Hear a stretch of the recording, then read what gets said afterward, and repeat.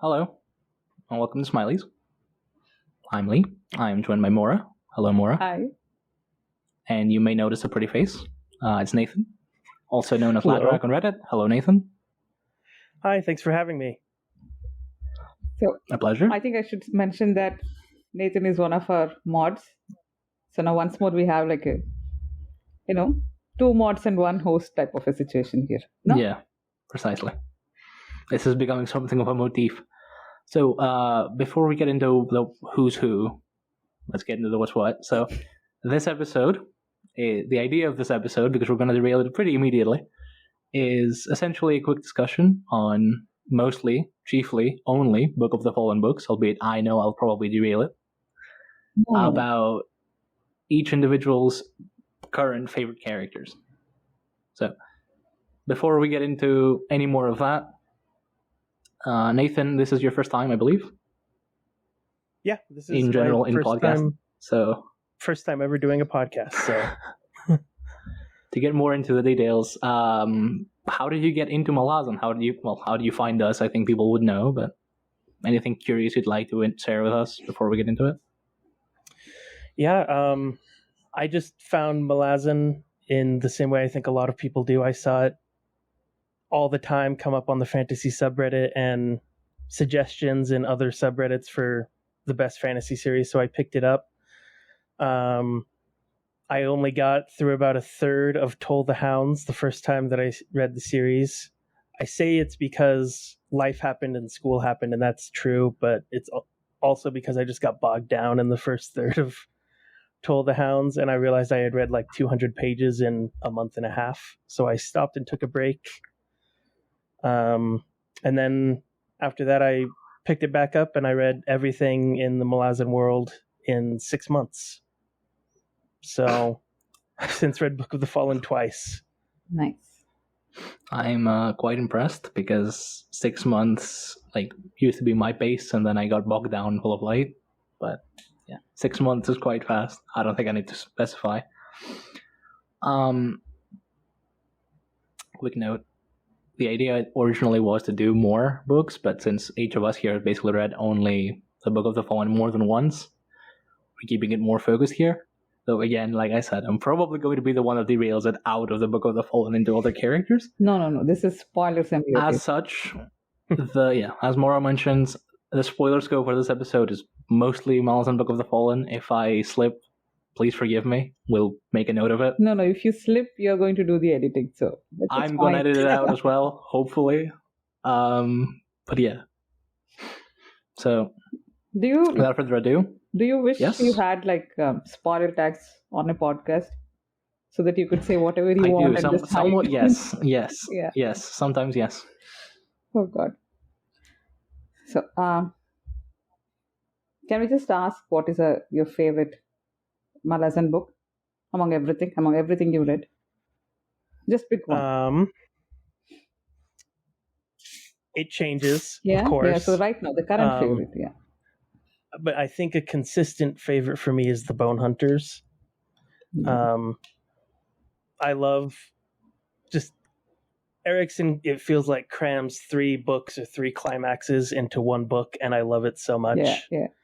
And the siege of Yagatan, Kalam going ham in the streets of Malaz City, everything about it, I love it so much. No, I was asking, there was this poll, right, on the sub, first 5 and last 5 and all that, and I think at the end people are going for it. I didn't see the result yet. Is it like Memories has beaten I'm pretty sure it's Memories, yeah. Yeah, so and I was asking how is everyone picking this, and I'm not sure who replied, but someone said it's like 3 books wearing a trench coat. It's Bone Hunters is like 3 books wearing a trench coat, and so Bone Hunters did not win. But sadly, I think Bone Hunters is vastly superior to Memories of Ice. As much as I like Memories. No? Oh, I can't believe Lee is going to disagree. I'm not going to disagree outright. I just think if you only take the high points of the Bone Hunters, it's amazing. It's really good. Yigadan's really good. Most of the climaxes in the book, 22, 23, 24, are really good. Mm-hmm. It just kind of loses the ball in the midpoint, trying to juggle 3 different books into one. A lot of things do end up coming out of the blue and then going out of the blue again. You have Leomund escaping, which never to be seen again. You have the Unbound just killing Haboric out of the blue completely, and then that drops for 5 chapters before we get back into it. It's oh yeah, by the way, this happened. I personally really like the Bone Hunters because it's a mess, not in spite of it. But Memories is at least more focused. It has a thing it wants to do, and it does it decently well. The Bone Hunters has a lot of things it wants to do, does some of them really well, and does some of them less well, but I like that because of that, or in spite of that. And it does have one of my favorite scenes in the series, so... Is it the siege? I'm not going to disagree. It's the siege? It's the siege, yeah. It's the siege. Okay, it has more than a lot of my favorite scenes in the series. Or is it the room in Mock's hold with all of them? Is that the scene you're talking about? Yeah, I've written 4 different posts on that scene alone, so God knows I like that scene. Has it been a while since you brought up that scene? If you want to tell us about it, please. Every single time there's a Bone Hunters post, oh, I finished the Bone Hunters, what gives the scene? I write a different essay. So at this point, I've kind of exhausted it. But I'm really impressed that you just never tire of defending her. I do. You do? Believe me, I do. Because eventually you just run into the same argument all the time, and then people are like, oh, yeah, but what if this? I'm like, how much do I need to explain that what you're describing isn't feasible before you get the point? Yes, you're asking the character to do something that's not consistent with the characters. Why did Dujek attack Coral? Because that's what Dujek would do. If it was a different guy, he wouldn't do it, but it's Dujek, so of course he did. And eventually that just bogs down the discussion because people don't like that. And yeah, well, okay, that's subjective, but on some level. So yes, I did get tired, and I did get called out for it a few times because I told someone, I'm tired, please go read this instead. And they told me, well, it was a while ago. I don't remember exactly what went down, but yeah. See, I derailed the conversation again, didn't I? No, we're just encouraging you because... I'm very sorry. No, that's totally fine. I'm a bit of a Lacine apologist with you, so... Oh my god, okay. See? This is good. Yeah. No, but Lacine is not the contentious one because more or less we can all see her point of view. It's Karsa. Eventually. Karsa is the one. Eventually, yeah. Once we finish the books, at some point you're going to think, yeah, maybe Lacine got the short stick and so... But it's Karsa. Nobody gives him... you can just either hate him, completely can't stand him in spite of everything, or, you just love him in spite of everything. Where do you stand, Nathan? I both love and hate him. Yes. Which I feel like is where a lot of people are with Karsa. Yeah. He's insufferable, and sometimes I hate reading what he does or says. Especially many of his conversations with Samar. No, I feel like they're so good. But I also like the guy and see that he goes on a journey, and I like where he ends up, but I don't enjoy some of the journey getting there. And within Book of the Fallen. Yes, within Book of the Fallen. Yes. What about you, Lee? What is your view on Karsa? You love him? Hate him? I think anyone who has watched this pod for long enough knows, but the overall consensus I've reached by talking about Karsa is I like Karsa a lot more when he talks and not so much when he does. Mm-hmm. Because at some point, Karsa just feels so indestructible that the scene loses all stakes. His opening in House of Chains is really good because he's fallible. He gets the shit beaten out of him so much that you're like, oh, okay, this guy maybe can die after all. And then you have the climax where he kills 2 Hounds of Darkness. You have the Bone Hunter where he wrestles an Aruk to death. He also gets injured. And he wades in shit, but he gets a fucking Naruk killed by hand. with so many injuries. And who knows if the Naruk was like at peak health or was it diseased already? Right. But then he also has speed healing. Yeah, And yeah. is He walking does about that after too. that. Yeah. And there are some scenes when Karsa feels indestructible, but it's earned, like with Rulad, right? He doesn't beat the shit out of Rulad until Rulad stops healing. He outsmarts Rulad. He uses his wits, which he has plenty of, and that makes him likable. If he were just what a Carrion would do, which is to beat the fuck out of the guy until he stays down, which he won't, and that's what people feared would happen, then I wouldn't enjoy it. But in Toll the Hounds, I think, is when Karsa shines the most, and Mora will probably agree, albeit I find some of his interaction with Samar a bit insufferable. I think Traveler and Shadowthrone bring out the best in Karsa, even if I staunchly disagree with what he says, by the way. Like, staunchly. But when he talks, he's a lot better than when he acts. And I think Karsa acts a lot in the Bone Hunters and Reaper scale, to the point where I just feel like the story's lost all stake, and like, okay, yeah, whatever, he's gonna kill Old Vader now. Yay. I don't know. Karsa is just fun. That's usually what Mora says, and I'm inclined to agree. No, I can't find a single scene with him which is boring, which is not. I don't know. Yeah. I disagree with all the no stakes thing and all, because, I mean, at least now we know that he survives the 10 books because he has his own series. But in spite of that, it's not about whether he wins or loses or whatever. That's the least of it, right? When he's fighting the hounds and all that. I don't know. There is so much more going on. And with Summer, those are like some of the best scenes ever. Like, ever. I can't read like better dialogue and better, nuance and subtext between those two. I don't think I can find a better couple anywhere in Malazan. I just love them so much. Yeah. I don't know, if Summer was not there, I would have found Karsa like just okay, but because she's there, it just elevates his character so much. And secondly, I will agree. Yeah. I was just going to say, I will agree that she's a very good partner for him. But some of the scenes that I'm thinking of where I don't like reading between them are the scenes where he's like, just let me have sex with you, man. Yeah. I don't like, and he constantly brings it up with her. Yeah, and see, the thing is, it's like so easy to say that he's just like trying to coerce her and all that. But at least to me, it seems like she is somewhat in denial of her attraction.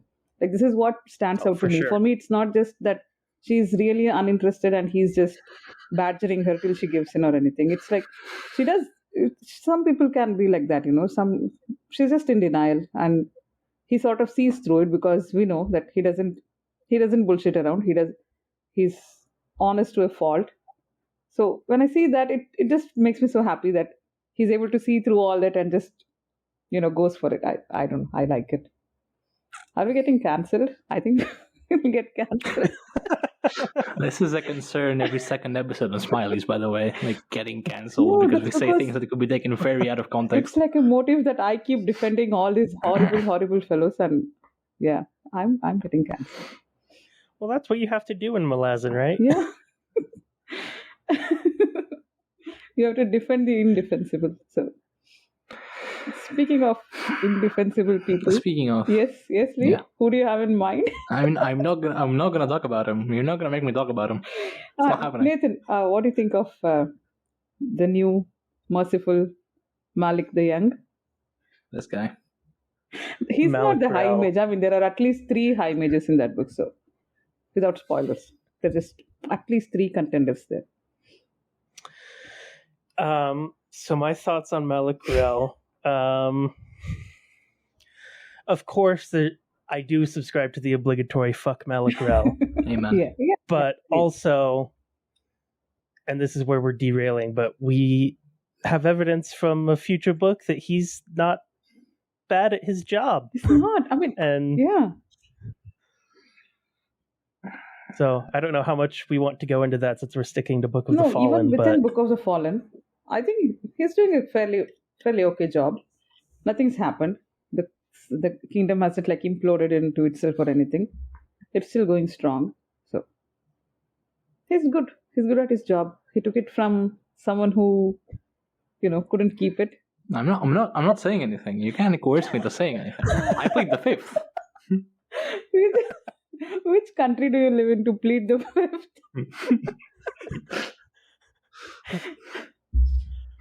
But no, we can't provoke you with anything about Malik.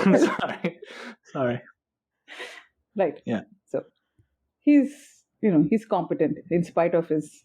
I don't know why that description of him having green teeth is what really, really puts me off. Is it Book of the Fallen? It is Book of the Fallen, right? Yeah. It's book. Yeah, he's described that way in Book of the Fallen. A lot of characters go to great pains to make sure that you get the point that he's despicable. Yeah. In that scene, 23/100s, there's a single paragraph in which Kalam uses 4 different adjectives to describe Malik as fat. Yeah. And I find it hilarious. But yeah, I think the book goes to great extent to show that he is repulsive, even if he's good at his job. Is it all you're going to say? Yeah. Yeah, for now, yes, because spoilers. But anyway. Okay, so maybe shall we just go through all 10 books? Yeah. And while we're here. Yeah, this is what we want. Let's just read them all right now. Speed read. Yeah. We're just going to mention our favorite characters. Yeah. Okay. Probably. That's the idea. I don't know. So if you skipped all the way this far, one. this is where the episode begins. Where is this? We're 15 minutes in or so. Yeah. Yep. Anyway. I mean, when I listen to podcasts, I too skip. So if someone has skipped 15 minutes, then they're in good hands. So we're not gonna blame you too much. Anyway, without further ado, Gardens. I would like to hear your first impression when you read Gardens, because I haven't reread it actually. I've only read it once. Oh. So, what was your favorite character in Gardens, in subsequent reads especially? So my first read, of course, I didn't know what the hell was going on, but I think my favorite character the first time through was Krupp. Oh. I fell in love immediately with Krupp. Respectable. I had never read a character like that before, or one who talked like that. And he still remains one of my favorite characters. But then I think on subsequent reads, when I knew what was going on, my favorite character in Gardens is Lorne. Yeah. And I still liked her the first time through, and I could not believe it when she died. I was convinced that she was in it for the long haul, because I had expectations from other fantasy series that if you get a character introduced book 1, they're going to be with you for a while. But I just really like her arc, and I think it does a really good job of setting up Tavor later on. I just like everything about how she struggles with her empire conditioning versus doing what's right versus doing what she wants to do. I just really like her character. Oh, he took the best ones. Do you want to go, Lee? What's your favorite character? Because you read once, so you get only one chance. Yeah, I only read once, true enough. So, honorable mentions go to probably Ganos, because I like Ganos. Pick one. Can you please pick one? Because you're just going to start listing Dramatis for each book. Yeah, okay, well, that's what's going to happen. Other than Lauren, which I wanted to mention, the one that stood out most on the first read was Rake, like Anamandaris, Dragon Pure Rake, Mane of Chaos, Son of Darkness, Lord of the Titandy. All those titles, that grabbed me by the face and said, I like this, because of the way he's described the first time around is like a 7-foot tall mountain of a guy with a sword that streams blackness, and I'm like,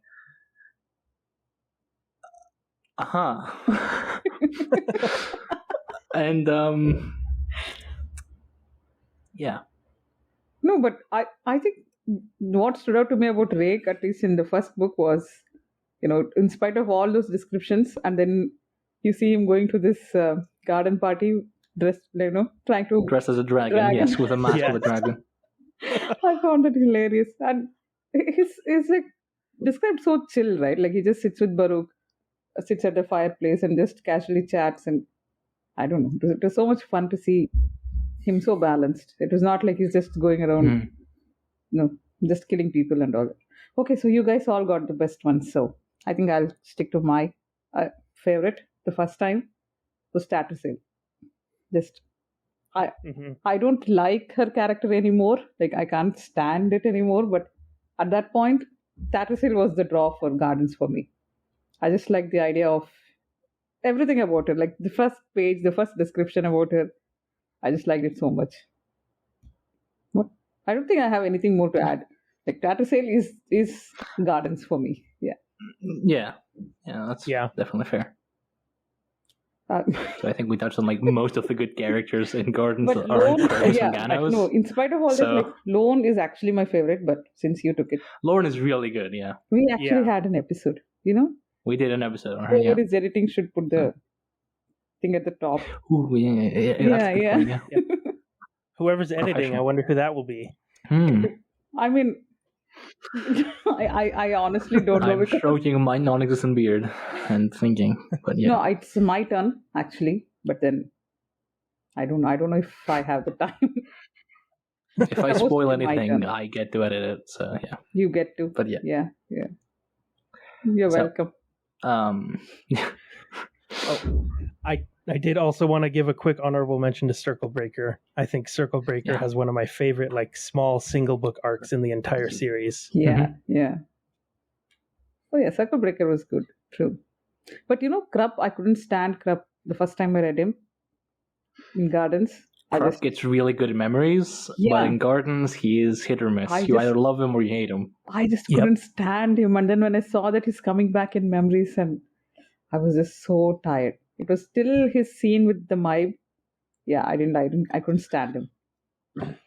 And I was reading with a buddy, like he was a huge Rake fan, but he never said anything about Krupp either way. So I thought he was just some middling type of guy. I didn't really pay much attention to Krupp. I mean, I didn't know that he's such a huge fan favorite, no? I didn't either, to be honest. Yeah. So, are we going to... Deadhouse, right? Deadhouse Gates, yeah. Who's your favorite? I'm all ears.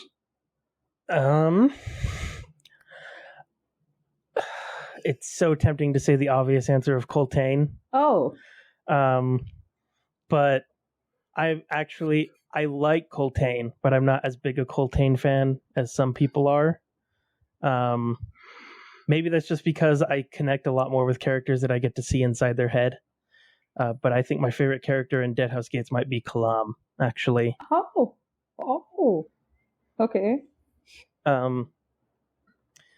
Not for any super particular reason that I can think of, but he's just a badass in that book, and I love the scene where he comes upon the camp and he kills 8 soldiers in 30 seconds. And Manala asks him how the hell did you do that? And he goes, "Oh, it's way easier than you think, actually. You just have to keep moving. If they don't know you're coming, it's all easier." Yeah. I do like his interactions with Pearl. I think his and Pearl's rivalry is one of my favorites in the books. Yeah. And I kind of like his struggle with wondering, what the hell did I just do releasing the whirlwind? And why did I do that just to make a distraction for myself and my friends? And he's kind of just pulled along by circumstance in that book and does whatever he thinks he needs to do in the moment. And it takes him to some not so great places. Mm-hmm. Yeah. Lee, who's your favorite? Ooh. So I can tell you for sure who the second read favorite was. I cannot tell you who the first read favorite was. I'm going to have to think about this. Second read was Lassine, was it? No. Second read is definitely Duiker. It's not even close. Yeah. It's not even close. First read, though, God. Oh, God. I don't know, actually. Mm-hmm. I like Fiddler on first read, but obviously we're saving that for later. Yes. Okay, I think we should Kalam is good, for sure. Some characters out, right? Yeah, Kalam. Who else is there? God damn, who else is there? I was intrigued by Karim and Mappo, and I felt really bad when I got the notion of where this is going. again, without knowing, like, oh, this continues past the first book, because I thought it was just a self-contained arc. And when Mappa was like, oh, this guy destroyed my village, I'm like, oh, oh, this is not going to end well. But, God, I don't know. I didn't love Coltane that much.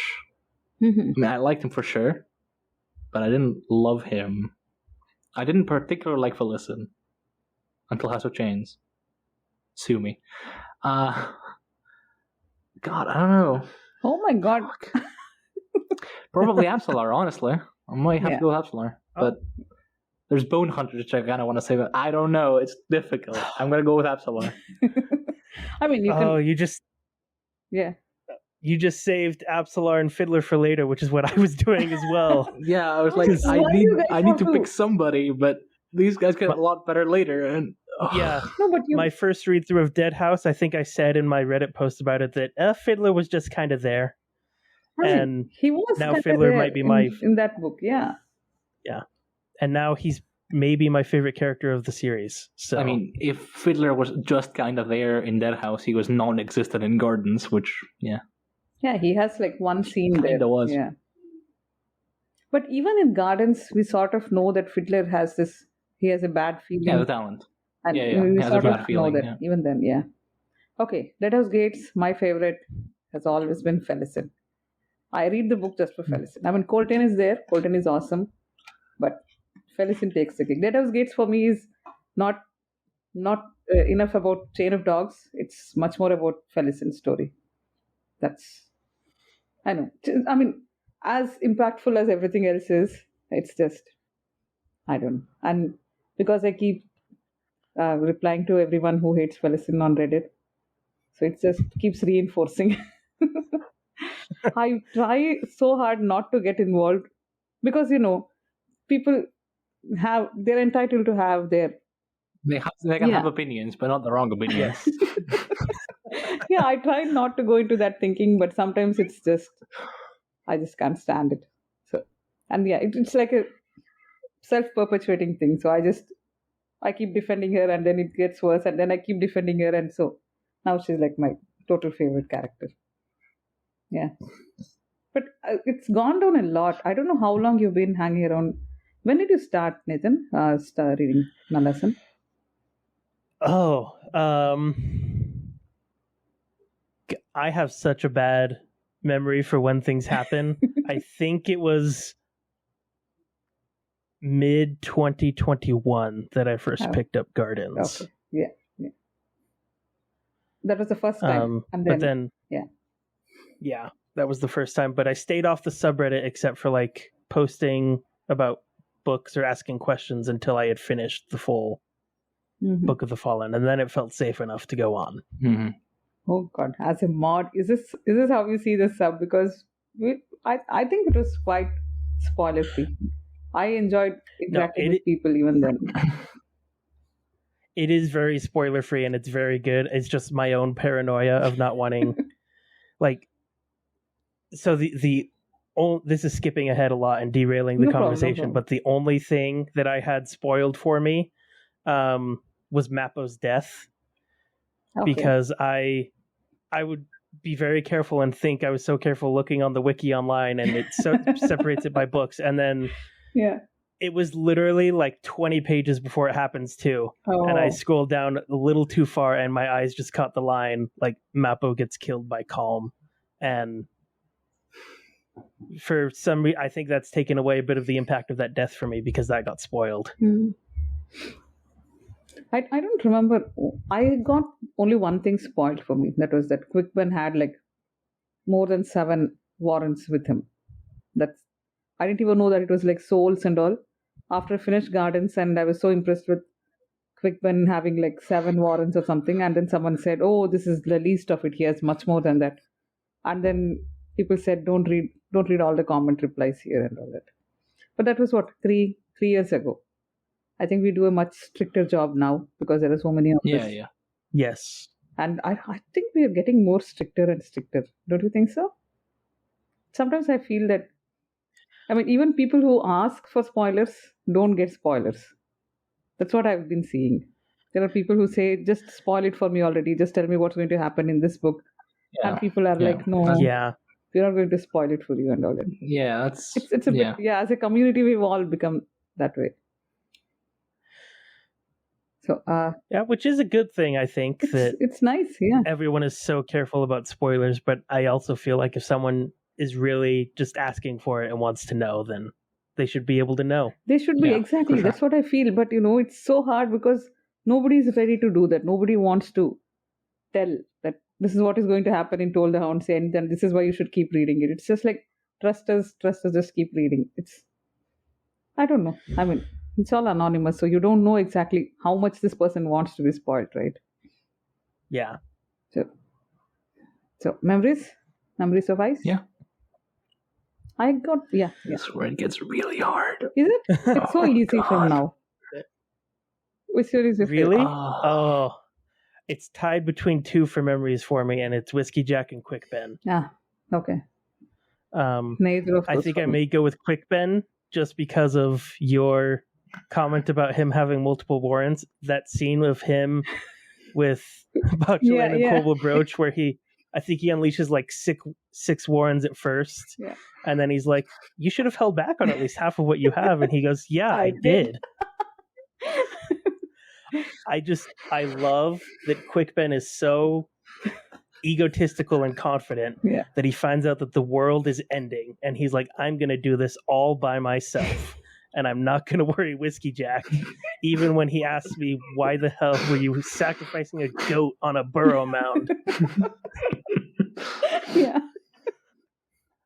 Yeah, he's great. Yeah, is only one. So Quick Ben or Whiskey Jack. Yeah. God. I'm going with Quick Ben because I feel like I never realized how much of a badass Whiskey Jack is until like my third read through, and then I realized, him being able to go toe to toe with Dassam for a little bit is like so fucking impressive. And why is he not talked about more as like one of the best swordsmen in the series? Yeah, and he doesn't even have like any sort of ascendant favoritism or anything. He's just a nice person. That's all, right? Mm-hmm. Yes, Lee? I'm gonna hazard a guess that Mora is gonna be the Mai. You don't try to guess my answer. You can go with what you want. Take the Mai if you want, because I actually wasn't going for the Mai. Oh God, I actually don't know. There's a lot of people I like from Memories of Ice. It was like my favorite book until I read The Bone Hunters, and even then it was like a bit of a toss-up.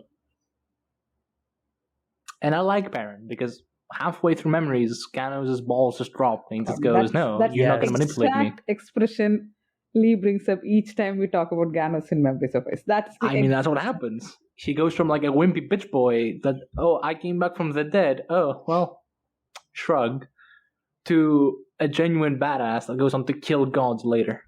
Like, that's the tipping point. And I like that. But also, he's so much a drama queen in the early half of the book that I just can't fucking stand him on a reread. So, oh God, I don't know. There's also the it seems you stand alone, and then Calor just turns and goes, "It was ever thus," and I'm like, okay, hang on, buddy. Oh, that Hold I up. love that scene. But obviously, I can't say Calor yet because in Memories he's the villain, as villains go. Like he's more reviled than Panion is, which says a lot about how much people love Whiskey Jack. Fuck, I can't think of anyone, so I'm just gonna go talk now because I'm probably not gonna go talk later. Okay. Yeah. Why nobody wants to Talk and Tool are some of the best duos in the series, and Talk and Envy are surprisingly getting along decently well. Yeah. Which says a lot. No, I think it was in Dust of Dreams, right? Like when Talk tells someone, Dust of Dreams or somewhere? Yeah. He tells someone that I knew a woman who could like flatten cities by just her level eyebrows. cities with a raise of her eyebrow, yeah. Like, why Yeah. didn't she? Well, she appreciated a decent bath every now and then. Which is just the driest humor imaginable, and the guy's literally dry because he's undead. It's perfect. But I have other characters to pick later, so I'm gonna pick Doc now because it will be a disservice not to. So shout out to Arl Fail, Touched by Stone, Kissed by Stone. I don't remember what the name means. Blessed by Stone? I don't know. I don't remember. It's something like that. He's a real one. Mm-hmm. Okay, it's so easy to pick my favorite in Memories of Ice because it's just Itkovian. I don't know why you're also. I did forget Itkovian, yeah. Honestly, I forgot about Itkovian. Honestly, yeah. Memories of Ice. I was thinking about it. At best, I might be conflicted between Brucalion and Itkovian because they're both amazing. But since Brucalion dies, I will go with. I mean, Itkovian dies too, but at least. Yeah. But can I pick? I'm going to be entirely honest. I had it. Yeah. Can I pick a minor character whom I like in Memories? Yeah. It's I can't remember his name. Who is the guy who joins Brucalion in facing those? Oh, Nilbanas. Yeah, Nilbanas. Yeah, that guy. He says something like the guy who accompanies Brucalion when they're walking into the betrayal, and he says they think us stupid with honor, and he says, "Yeah, that's what we are." That was so cool. And then he just says, it just that whole scene, that whole dialogue between those two, and he goes from calling him sir to suddenly saying old friend. This is what we are, old friend. And then he goes dancing and screaming and something, and oh god, I could cry right now because he's my favorite minor character across all books. But how did you all forget Itkovian? Come on. Very disappointed because Itkovian was my top one character after I finished the series, and I'm just. No, I thought you guys were keeping him so that you can say Redeemer later on or something like that. No, I'm not going to say Redeemer later. Yeah, and I have no idea how because that second small painting in the middle is Itkovian redeeming the Talani mask. Is that the one? Yeah. Oh, that was so amazing. This is all Santi Lozano's artwork that I bought. So dumb. I did not even look at them. God. Yeah, but I really like that the whole Talani mask kneeling in the valley and Itkovian also that's the one, right? Yeah. I'm gonna hazard a guess. The big one on the left is the Malazan Book Shore. Is what? No. So the big one, I can't figure out where to point with the camera, but that one closer to the bookshelf is Yagatan. Oh yeah, that makes sense. And then that one is Hood and Beak. Oh yeah, I don't remember Hood and Beak. No. And then top to bottom, I think that's supposed to be Ganos or Ganos kneeling in a battlefield or something. No, is that like? And then it's Itkovian. That's the one which is just called The Fallen or something, right? There's just an empty field with a. Yeah. Is it supposed to be Ganos? Yeah, I thought it was just like some nameless soldier, like just Malazan. It's probably just a nameless soldier that I just. That's the one I would buy if I'm buying. That's the one I want because it's so perfect. And what are the bottom? Those two. The bottom one is the Malazans are on our shore. Yeah, see, and that's then the one is. Okay. The other one is Yedin in front of Lightfall. Yeah. Oh, that's so amazing. That's such a lovely collection. Nice. Grand. Yeah. I don't know. You have like certificates on your walls. Then I have like my painting on mine. Oh, I bought these 4 months ago and I just put them up 2 days ago. But it's very nice. Very nice to have it. Yeah, it is very nice. Yeah. Right.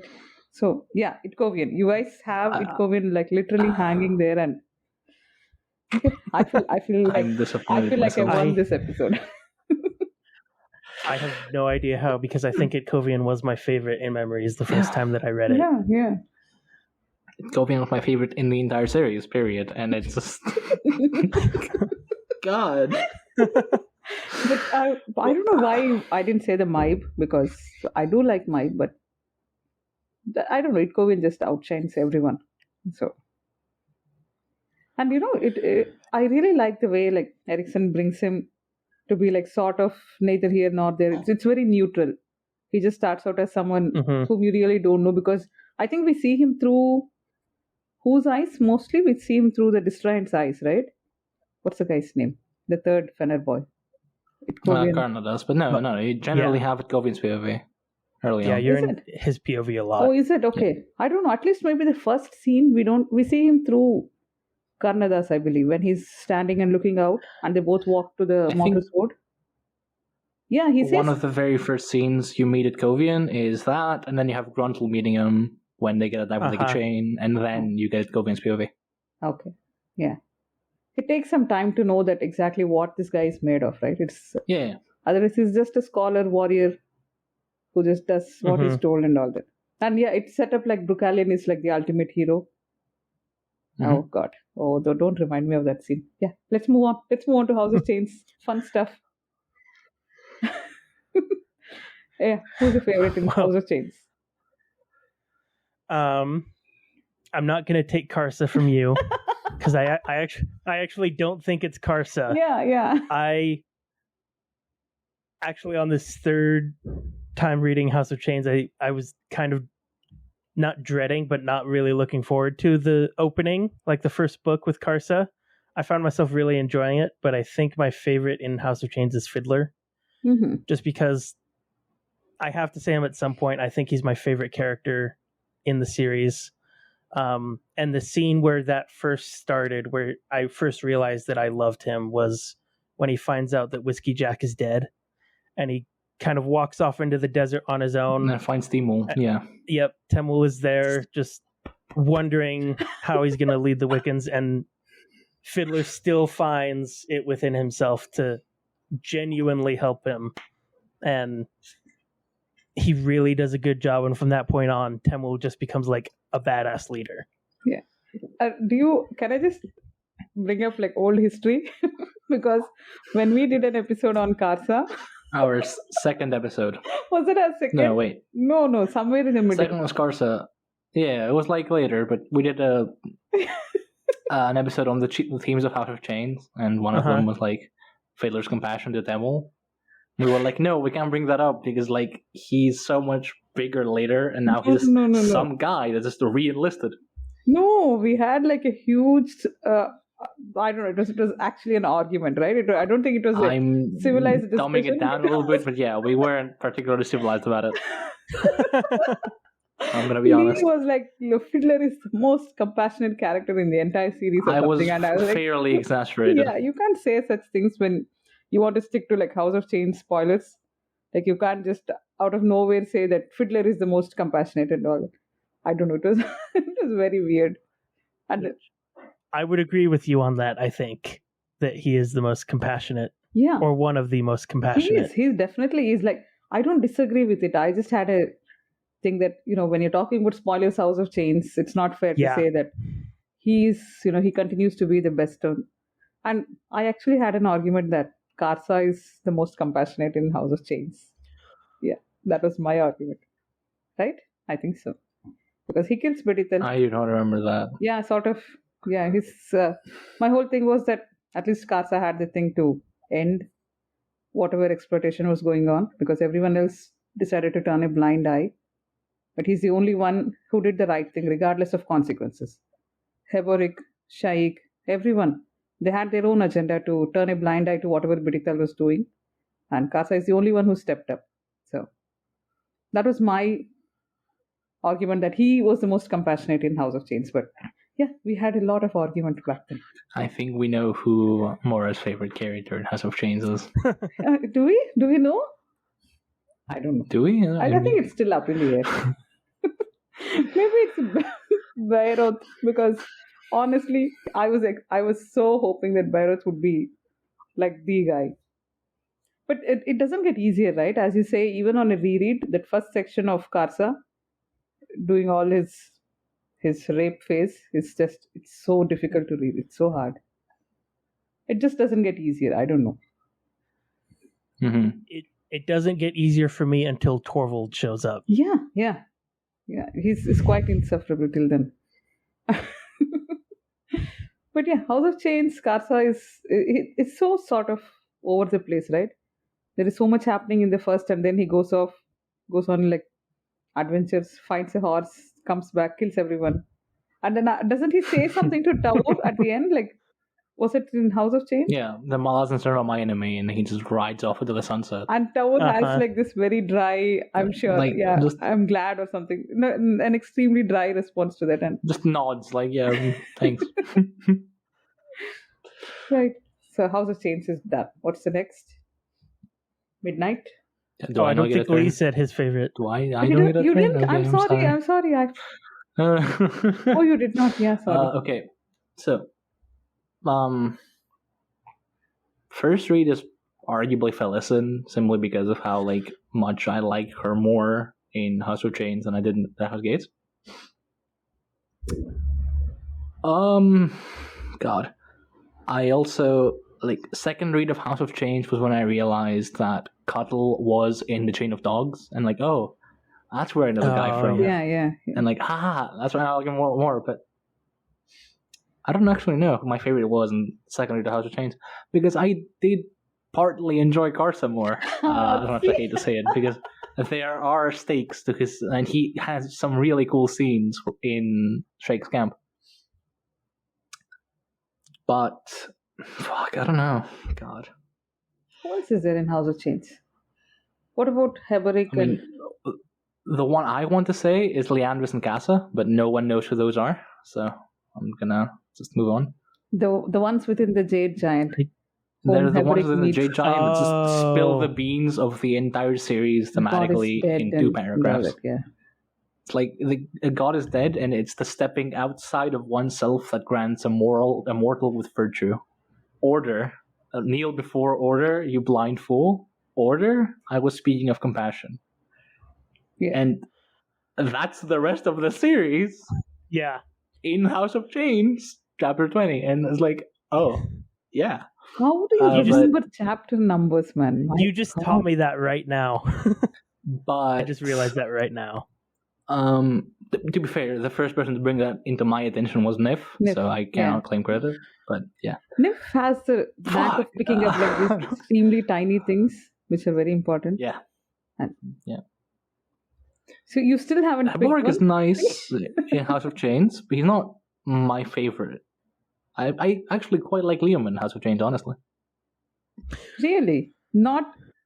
Okay, are you a Korab hater? Are you guys Korab haters? Because I recently met a Korab hater and I'm still not over I it. love Yeah, Korab. thank you. Is it you? Is it you, Lee? Yeah, I think it's you. No, Korab gets amazing later. In House of Chains, he's still so much of a fanatic, and it's just it's played for laughs, and then his later arc. But he's also still, open blessed, so Cuttle throws him a sharper, and he just puts a helmet on it and just gets launched away. So, you can't hate this guy. It's Yeah. not possible. But I don't Or, remember it. It had to be someone I know that kept on going on about Korab, and I was so annoyed talking to them. Was it you? It probably was It me, was for you, to yeah. be fair. Yeah. It probably was me, but no, I don't hate Korab. Yeah, Korab is amazing. Korab Bilan Tinwalas. Yeah. Which is only rivaled by Calarator on Thessasula as the best name in Malazan. You can't say And just maybe- Korab, it feels wrong. You have Yeah. to say the whole name. It's a mouthful. So yeah, in lieu of not picking someone better, Leoman with an honorable mention to the 2 souls in the Jade that spilled the beans thematically. But Leoman Midnight Lights. in Bone Hunters is Yeah. sort of, there is there. What's your favorite minor character in House of Chains? In House of Chains. Like That's any a minor, difficult tiny question. scene, tiny character. That's... Fuck. Yeah, even I'm lost. Why did I ask this question? I don't have an answer. No, I was thinking of Bella. Yeah, I was thinking of the one who skins... Oh no, that is Bone Hunters. Why am I talking Bone That's Hunters? Bone Hunters. Yeah, that's Yeah. Bone Hunters. It's a wrong question because I don't have an answer. Was it the But lady Bella, that in the tree, the jagged people? yeah, that's Fearless. Yeah. Oh, yeah. This book, yeah. Or That's in House of Chains. Amarala? What's the one? Aramala is the Aramala. one that makes Jag with Karsa. Makes Jag. She makes said that. Jag. Yeah, sure. I have not I picked said up that, any sue me. subtext in that scene at all. Seriously, I felt so foolish. Like it was like a few months ago when To be someone fair, explained I don't to me. think Karsa picked it up either. I think she straight up asks him how do you think Jagger made? And he just goes, I don't know. I did not read that scene like that. Yeah, but no, there are no tiny good. Okay, I think I'll go with no. We don't see them all here, right? Who's a Lorik guy? Does he show up in House of Chains? He does. Yeah. Yeah. So then I'll go with Lorik because he gets too much So- hatred. all your Auntie Leo's and I also think another, like, it's not really a minor character, but in House of Chains, I have to say, on the second read, my favorite was Pearl.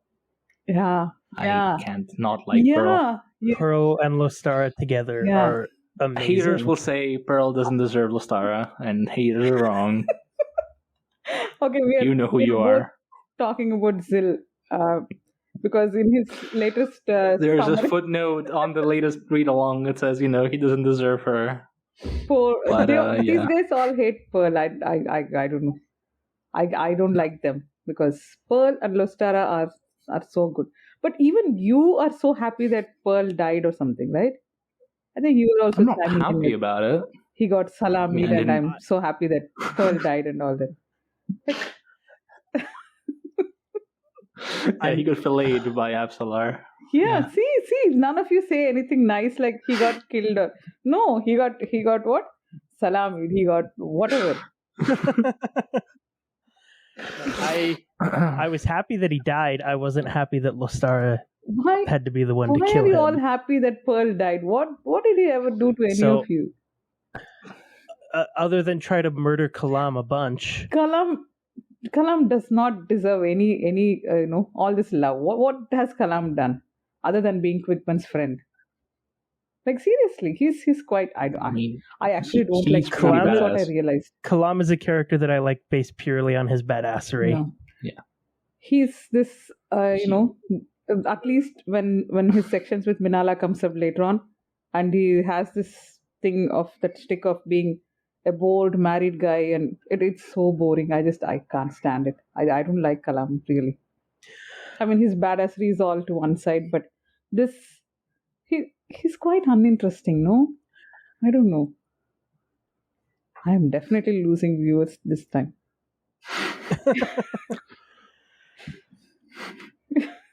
Sorry, did I like shut down all Kalam talk? No, that's okay. I'm just trying to think of other minor characters in House of Chains. I think Torvald counts as a minor character. Yeah, arguably, yes. I think he might be my favorite my favorite minor character in House of Chains. I don't know. In the entire series, he's always a minor character, right? Like he never has his own thing, but he's quite good. Yeah, Torvald is amazing. Yeah. So we all go? Nights? Midnight? I think so. Yeah, fairly sure. Yes, we did, right? Yeah, I think so. Yeah, go on, Nathan. Midnight Tides. I mean, I have to pick Tehol. Yeah, obviously you are. He's my favorite in Midnight Tides. Despite the meme that I just posted on the subreddit about him always making sex jokes. Yeah. Him and Bug together. Just I've never read dialogue scenes that made me laugh more than Tehol and Bug just talking. Yeah. And I just love how he's just so much of a genius that he's like, yeah, I'll take down the economy, no big deal. The setup is even funnier. Like you started with like the equivalent of $100 and you made $1 trillion. And now we want you to do it again. They're like, no, I can't do it. We know you can. Okay, fine, fuck it, I'll do it. And it's just he does the shit for fun. Yeah. But Tehol is amazing. Tehol is definitely my favorite. But Lee, do you have a non-Tehol choice in Midnight Tides? I'm going to invoke the spirit of Peter from 10 Very Big Books and say Udonis. How does Dan say it? How does Dan say it? Dan, because I know he's like misspelled it a fuck ton of times. He has a problem with you names. Any name that starts with you, Dan he can't. Yeah. I can't remember how he says it, but the way Unidas. Dan pronounces Unidas. Maybe he said Unidas. I don't. Unidas, yeah. Unidas. I don't know. But in the spirit of Dan, do you see? I have a whiteboard. Yeah, the whiteboard. I have not hung it. I have one right here.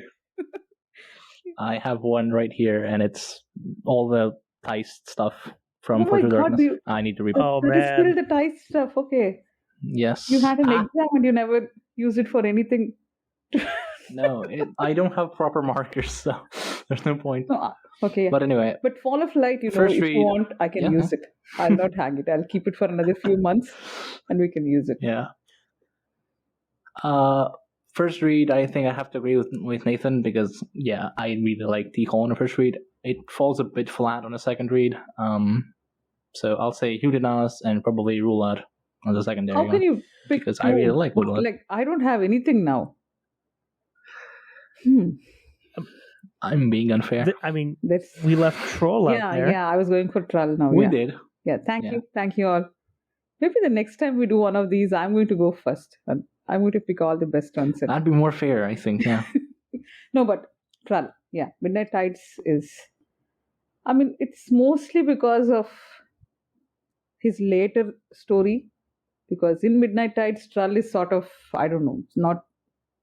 He didn't really capture me when I read it the first time. It was all about T-Hole, and I couldn't wait to go back to T-Hole sections each time. We deviate towards the Idur, and I couldn't stand Udinas. Now I can't remember what's his real name. Udinas. Yeah, Udinas. Udinas, yeah. So I couldn't stand him. Even my second time, it took me till the second read to appreciate Udinas's character. So I can't pick them. Anyone other than T-Hole is going to be just wrong because I'm just picking at straws here. So Trull, Rulad, none of them. No, maybe Seren. At most, I would say Seren. But it's so T-Hole is so high up that none of the others match. And what stood out to me, right? For T-Hole, it's not just his genius and his jokes and all that. It's this baseline compassion, which is you don't really notice because he's so full of all his other bullshit that you don't really get focused on that. But when it does, it's so nice to see him. He just makes arrangements for that refugee family next door. Yeah. And that guard who saves T-Hole by just... Was it in this book? Yeah. Yeah, he just saves him. The shit kick out of him, and then a guy. He dies. He basically dies saving T-Hole, right? Because he has seen this. Yeah. I don't know how much T-Hole must have helped him, and moving all the refugees off to the islands, and because he's trying to do that for Hull. And I could quote that dialogue when he talks to Briss and say something like, I don't need memory of my parents because I see you standing there and it's looking at my father and we are all going through the same things again. Lee's trying to subtly do something and sorry. Sorry. I want to get the line out of the frame. Yeah, sorry. And he's saying something it's whatever our parents went through, we both are going through the same things again, and I'm trying to protect you just the way mom was trying to protect dad and all that. And yeah, T-Hole is, I don't, it's unfair to pick him, but I'm going to pick him. None of the others are close. What's next? I think go on. I think Breeze is actually kind of close for me in Midnight Tides. Yeah. He gets much better later. Yeah. But I do like him in Midnight Tides, and my favorite minor character has to be Kuru Khan. Yes, the Sida, true. He's the best one. Relevant? I think so. Yeah. He's amazing. Is there any more minor characters in Midnight Tides? Was that Blue Rose guy, does he show up here? No, but then I don't like him because of his future arc, so it's not fair to mention him here. Al-Rada. Al-Rada? Yeah, he does. Yeah, he's actually pretty upfront in Midnight Tides. But then... He does straight up confront Troll and says, all your bits are bullshit. And Troll just shrugs and goes possible. Oh no, we have an amazing minor character in Midnight Tides. Come on. You're going to steal the one I want to say, aren't you? Sorry, I'm going to say? Yeah, you're going to steal the one I want to say. Lilac. Because it's lit. Yeah. Lilac. Yeah, I knew that was coming. Yeah. Okay. Oh, because Al-Rada does this thing at the battlefield, and that's where we meet Lilac. And yeah, is Lilac male or female? Do we know for sure? I don't think we know. I think it's female. We're not I can't remember. Yeah. All we know is that Lilac is a caster of the nets. Yeah. Killer of the lands and all that. Oh, it's amazing. Lilac is so good. I don't care. But Pearl is a guy, so Lilac would be a guy. Yes. We don't get any pronouns though, as far as you know. I don't think so. Should we just see the quickly? Yeah. What? We've also got iron bars in Midnight Tides. Yeah, Yeah. that's true. No, the wiki just And says Ublala. it for Lilac. It doesn't say him or her. Okay, Okay. right. She. Oh, someone's Does saying Featherwitch she count? in the middle. There's so many ads though, my god. I despise Featherwitch, so I can't say her. Look, I'm the weird guy that like made a post on Sin, and Featherwitch is just Sin but a bit older. So You know what? Whom I would defend in Midnight Tides? Like my. is it Hull? No, It's gonna be Hull, isn't it? No, it's not Hull. no. It's my guy, the one I. Erastus. Does he show up here? It's Oh, in this book, right? Oh. Yeah. yeah. He's Stuart Dilber's. He's not that awful in Midnight Tides. He's To be not. fair. Yeah. He's Yeah. kind of awful, but he's not too awful. I mean, He's a bit awful. it's people like Featherwitch and that trapped beast in the ice and all that, which Oh, brings up his. spare me. We are not getting into that right now, but Erastus does not deserve that much hatred. Not the Book of the Fallen Erastus. No, he's just a guy. I mean, if you can forgive people like Karsa, I mean, you should be able to forgive. I am so horrible. let's I mean- move on. Yeah. So I guess Featherwitch doesn't count, but I mean, No, Featherwitch, what I The found so interesting was that, someone written like her, that age and that a young woman brought up in slavery and all that. I've never seen a character portrayed that badly. Like, I mean, it tracks, but, it is so new for me to read someone, like an 18-year-old brought up in this type of a slave system who has magic and who has this Udinas guy just throwing himself at her and all that.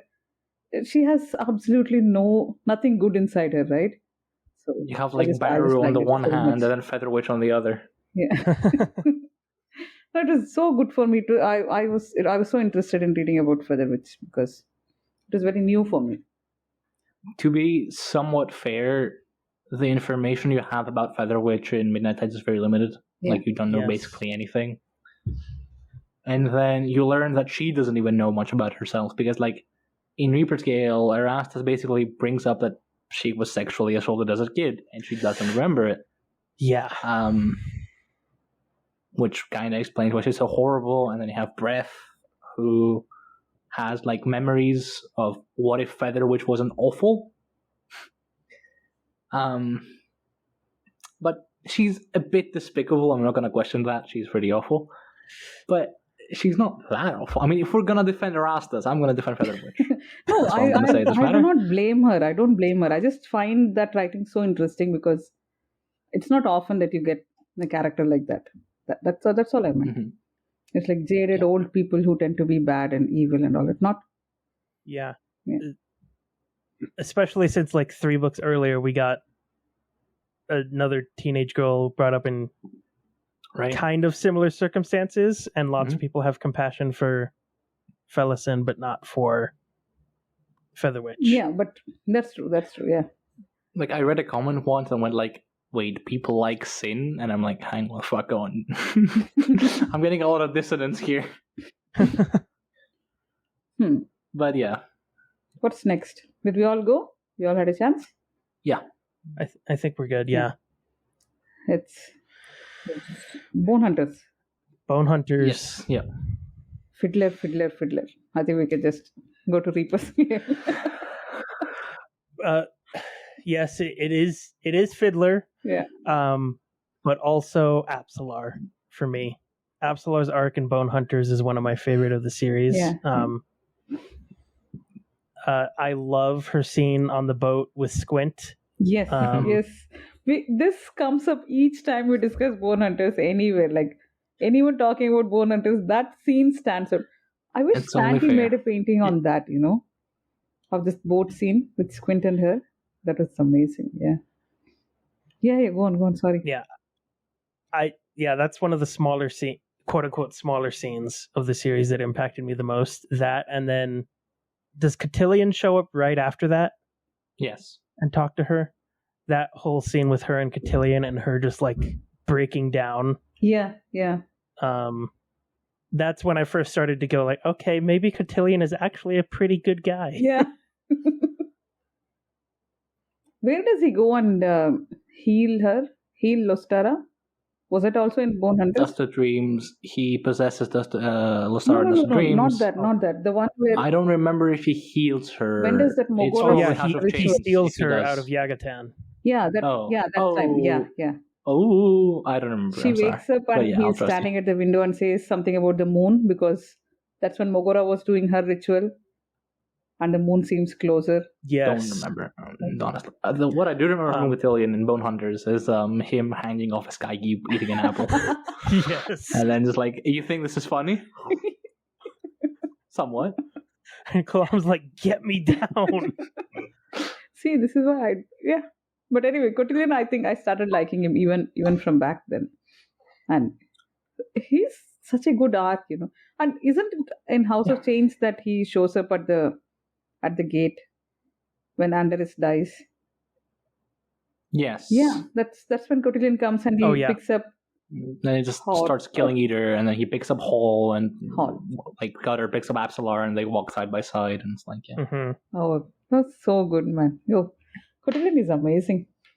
I wish we had like more of him. I mean, I'm not gonna be the one that disagrees with that sentiment. Yeah.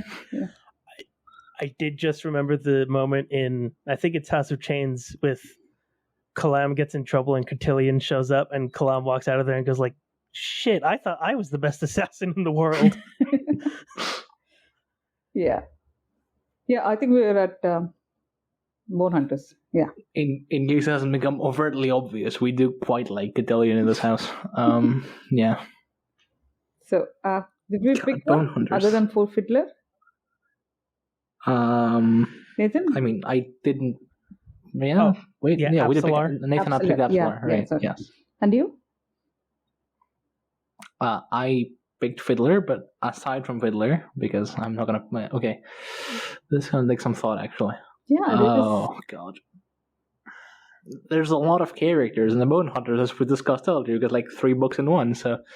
Mm-hmm. Do you have the dramatics for Bone Hunters? Because I could just pick one from there. I honestly can't. I don't know who stands as other than Fiddler. I could go grab it off my bookshelf and just read off the names to you. Are you still thinking? Yeah, if you have anyone you want to say, go Other ahead. than Fiddler. I'll figure it out. Obviously, other than eventually. Fiddler. Other than Fiddler, obviously. I think maybe Gessler and Stormy.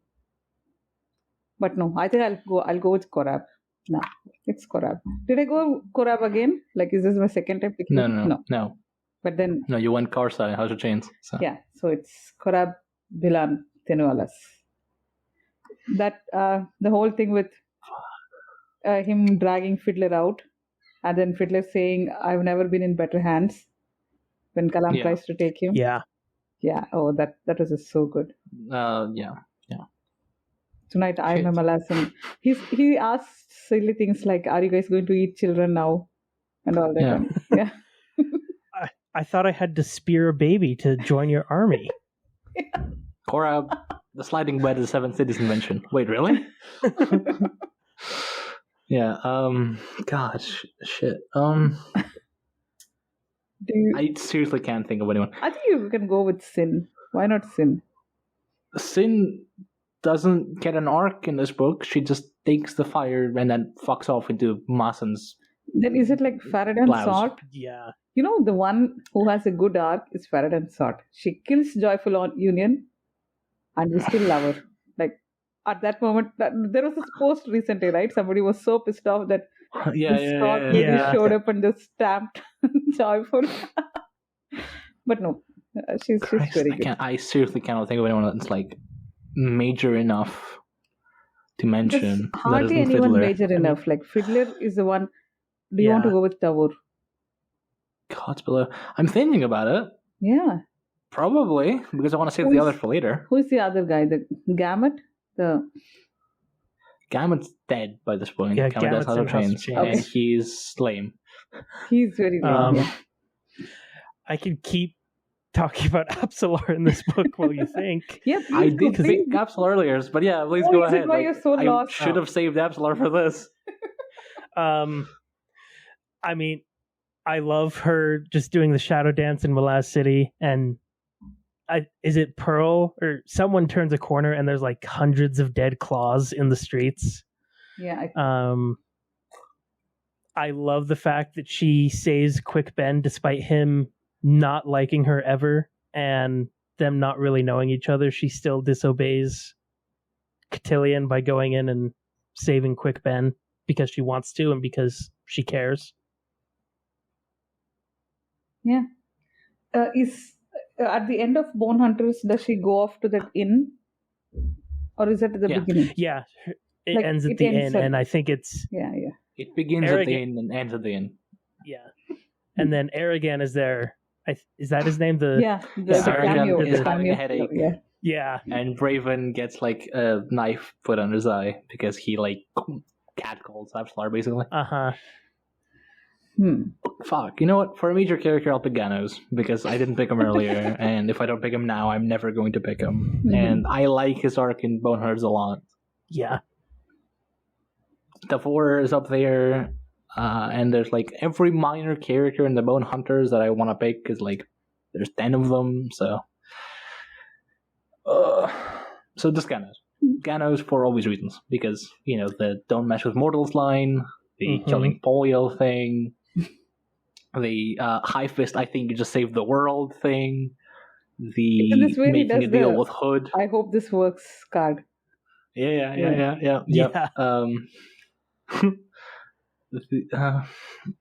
I don't know.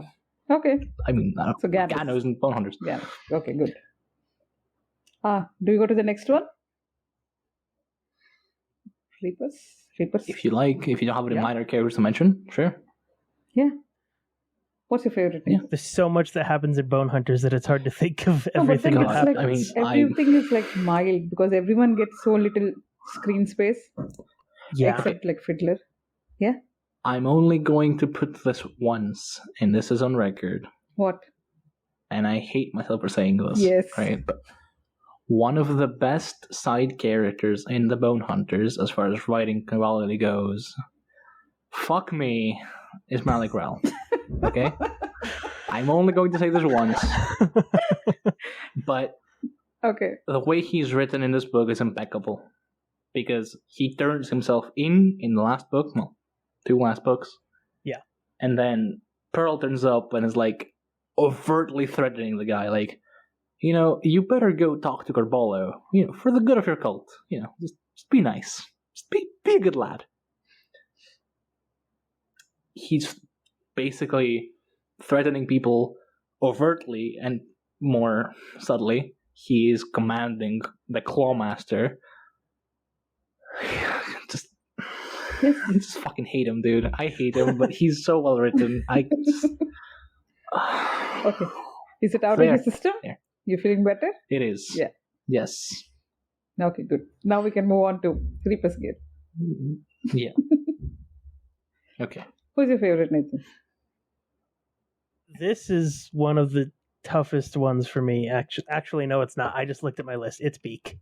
Okay. It has to be Beak. Oh, I'm so sorry. We are both. Can't say I'm surprised, but yeah, But yeah, he gets so much love everywhere, and I don't know. So there must be something deficient in us because I thought that I was the weird one for not liking Beak enough, and then I find other people who also don't like Beak, and then I feel so validated. I think he has remained a favorite because, one, I think the first time reading his ending is like the hardest I've ever cried reading anything ever. I mean, I still cry, but and 2, because one of my brothers has also attempted the same thing Beak's brother did. He's still with us, but I think it hits harder for me because of that. Not to bring down the mood or anything, but it's Beak. Yeah. It's obviously you have a personal meaning for his character, right? So Yeah, I don't I'm know. gonna bring down the mood. It's not that I don't like Beak. It's like, as a character, he feels much more like a narrative device than a character. And he has one function, which is to make you feel bad. And he does that really fucking well, because Ericsson's a really good writer. But it just feels cheap on some level. He just exists. He's just some guy with all the warrants that exists for some reason. And then he just makes you feel really bad, and he develops Sword's character quite a bit, and yeah, goddammit, I did feel bad. I did cry a bit when I reread Reaper's Gale, but I didn't like it. No, that's mission fine. accomplished. Like, how can If you... nothing else... Oh, go ahead. No, go on. If nothing else? Oh, I was going to say, if nothing else, we have Beak to thank for Hellion later waking up and like, they're playing the best prank in the world on me. Everyone is white. I mean, I cried so much when Beak dies, like, even in spite of all my misgivings, like, I can't read that without crying. And then Hellion just cracks me up. It's like, why did they all paint their hair white? It's such a good way for Erickson to bring the mood up after that happens. Yeah. I mean, only on a reread, like, you start noticing that he always tries to balance it. Whenever there's a sad scene coming up, or just when the sad scene is over, there is always some sort of balance. And it feels so nice that, he's thinking of your reactions and trying to, like, guide you through what you're going to feel. And it's just more over. Backer. Sorry? Yeah, you're... Please continue. I heard you, yeah. No, but please continue, yeah. It's just more overt in Toll the Hounds. Like, all the other books, it's not so much. But in Toll the Hounds, he straight up tells you that don't grieve yet. And, oh God, we're going to Toll the Hounds next. But let's stay with Reaper's Gale now. You picked your favorite? Who's your favorite lead? No, yeah. Not yet? I mean, it's pretty obvious in hindsight, but it has to be Janeth Honor. It's not even close for me. Like, Janeth is the best character in Reaper's Gale by far. No. Just easily. There's no contest. Mm-hmm. She's okay. She does everything that she needs to do really well, and she goes above and beyond. She's an excellent foil to T-Hole to actually develop the guy beyond sex jokes, She's very smart. She's wicked smart. She's very cunning. She is, like, very good-hearted. You can tell that she wants the best both for T-Hole and for the realm in general. When she, spoilers, becomes queen 2 books later.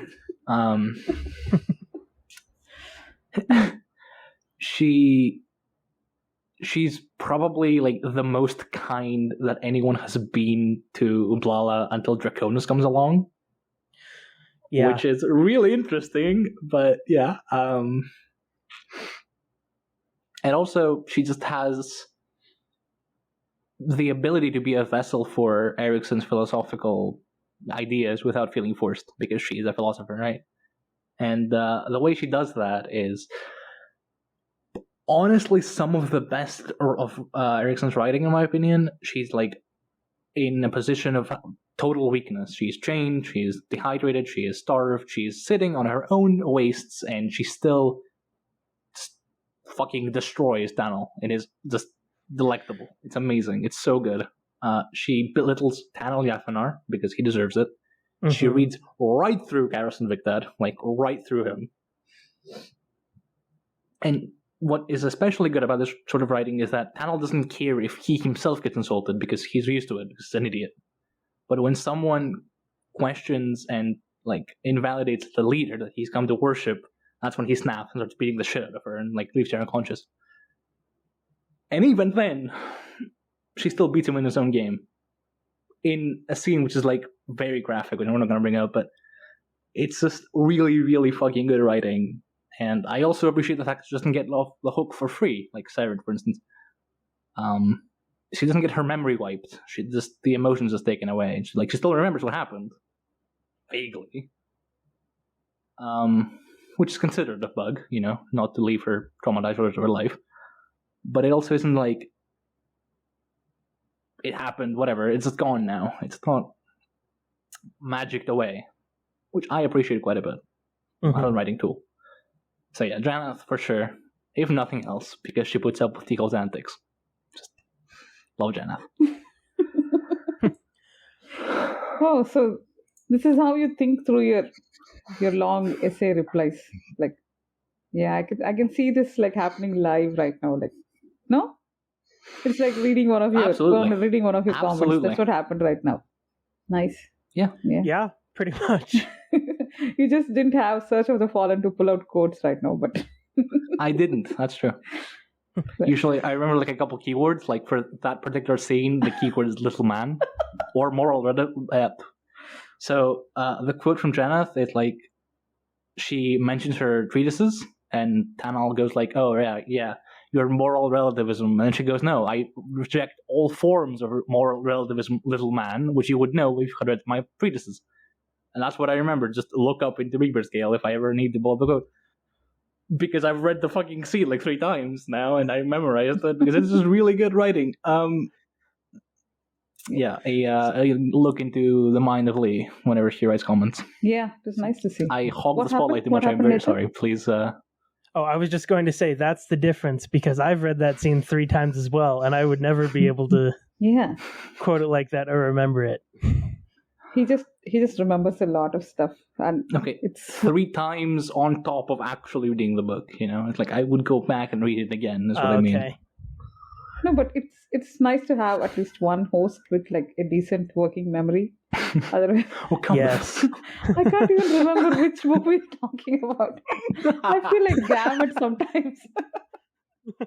No, like how's it like? It's all like all mixed up in one geography now, right? So 7 cities is just 7 cities. I cannot tell you what happens between Deadhouse Gates, House of Chains, and Bone Hunters. They're all That's- 7 cities now. That's very fair. And now Dust very of fair. Dreams and Cripple God, I swear to God, I cannot tell you the difference between the 2 books. I just can't because I speed read both of them at the same time. And yeah, I can't, I don't know why I'm a moderator. I can't differentiate which book we're talking about. So, Reaper's Gale. Reaper's Gale. Hands down, it's Udinas. I don't see any dispute Really? in picking Udinas Okay. as my favorite. The first time I read, I was very biased because I believed that idiot lady who's that Trull's mother, who said that Udinas betrayed ruler and ran away the first chance he got, because that's what I thought, that he just ran away. I missed the scene that he was like taken away by one of the W ones with her Wyval? The Wyval, yeah, look yeah, Wyval. one of them, yeah. So he's taken away into the Azeth and he's like forcibly taken away from Rolad, right? I missed that, so I thought he's just, he's showing his true colors now that he's free, and he ditched this one guy who was so dependent on him, who really needed him to keep him sane. I was so mad at him, so I didn't enjoy the first time I read it. And then the second time, he's hilarious. He's so fun. And he's so snarky, so fearlessly snarky. It's a pleasure to read him in Reaper's Gale. I don't know. I feel so silly that I didn't appreciate him enough the first time. I actually didn't like Reaper's Gale because I thought that was like one of the most boring books, because there is so much, people just walking and being sad. Yeah, that whole gang of him and Seren and Silkus and then Clip joins them, and I thought it was so boring. But now no, Udinas is like my favorite. I would put him next to Fiddler in the entire series. It's Tavor, Fiddler, and Udinas probably. That would be my list for the entire series. And as a bonus, Udinas is probably one of the best dads in the series as well. He's a Yes. very good dad. We are going to have another episode just talking about the dads in Malazan, because I don't have the time to get into that right now, because I have a lot of opinions on that. I think, have we discussed in the mod chat? I don't remember where exactly it came up about good dads in Malazan and all that, because it's something I keep arguing again and again. But yeah, it's a different topic. No, not now. Udinas is a good dad, yes, but I don't know if I would call him the best. I mean, I don't No, know. the best is by far Cadillion, obviously. No, we're not. By far. No. Let's just move on. Well, I do have to say about Udanas in Reaper's Gale, I love when he's talking to Fear and like, oh, so you think you're the hero of the story, huh? Yeah. Like, let me just completely deconstruct the hero's journey and why it's stupid. It's so good. Like he always gets into trouble and it just never shuts up. It's so much fun. Yeah. So are we done with Reaper's Gale? I mean, I can again bring up like a list of like 5 different characters that I like. Who's your favorite like, minor character? It's a split between Nasal and Bivat and Brawl. Who and who? Nasal is Roulette's concubine, who is like basically the only person who ever yeah. loved Roulette except for Udanas. Yeah. And she gets fucked, and I'm still mad at Steve for killing her. And so it just happened so quickly and so unceremoniously. She just, I know, yeah. Wait, and how did she die again? Yeah, Karos. she gets executed by Karos. She's like, It was like at the last minute. He could have just let her go. Ruth and Trana comes along to free her, and he just grabs a knife and kills her. Maybe and the other is one's a good Brawl minor. Handar. Yeah. Bruthen is amazing. Yeah. I'm not mentioning him here because he dies also unceremoniously. And because like I like Bivat and Brawl Handar more. Yes. Ruth and Trana is up there. Yeah. I would have gone with Bivat and the other guy. I don't know if it's obvious that I really like Reaper's Gale, but it really jumped up in my ranking when I read it the second time. It gets a lot better on a reread, yeah. Yeah. Do you have the minor ending of Reaper's Gale is one of my favorite convergences or endings of the series. Is that the one with the dragon munition? Yes, the fucking dragon, all your fight. Fucking dragon. Yeah. But every time I think of Reaper's Gale, I only think of, like, for some reason, I only think of the Malazans invading, and I have to think for a little bit, and I completely forget the Red Mask storyline and everything that goes on over there because I'm not the biggest fan of that storyline. It's fine. I mean, I didn't have an idea when I was reading the first time. I thought we have a new hero from book 7 who's just going to like take over the story, and then he's just cut down like for no reason. But it made sense, afterwards. Yeah. By the way, since we're on the topic of like minor characters, on the topic of minor characters spilling the beans, there's a scene in chapter 4 or so where Silkas confronts one of the either Krishnan, the warlocks, whose name is Ventrala, right?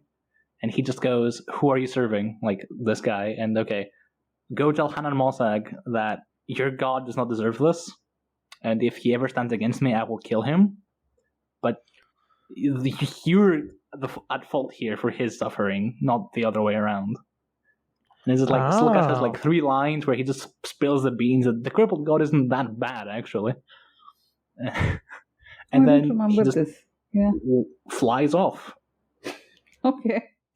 Silkas is amazing, by the way. If you look beneath like the subtext of him being, he's like everybody paints him as draconic and like vile and cunning and evil, but he's easily rivaling Anomander when it comes to like being compassionate. And from what little we have from ancient times in the Book of the Fallen, he is more so. He is the one that like ordered Galan to free the Sheikh. He is named the winged grief that carries on top of him the grief of an entire people. And all we get is like, oh yeah, he's the guy that got put in Azath and then came back for vengeance. Justice for Silka's ruined. But very big aside. Read that scene again, because it just spills the narrative beans of, yeah, maybe he's not that bad after all. Maybe we should feel bad for him. And then he just flies off and goes back to killing Eater because they stand in his way. Yeah. But we don't.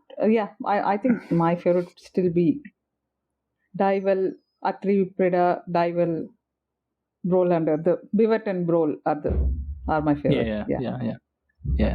It has to be, because you see so much mutual respect, and this is where their story ends, right? We don't see them again. It's they die from Tool. Yeah, the Barghast. Oh God! All attack. Yeah. Do you have a favorite minor character, Nathan?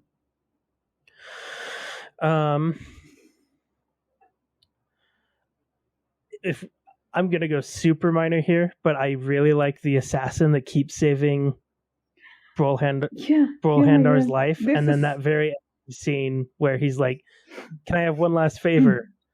I want to fight beside you. Okay, on my right or my left." Yeah, And then they're content and they just die together. Yeah. it's so good, man. It's like even better because it's like he kills the guy as he's about to stab Brawl, just pulls him up, puts him on his shoulder, walks out of the tent.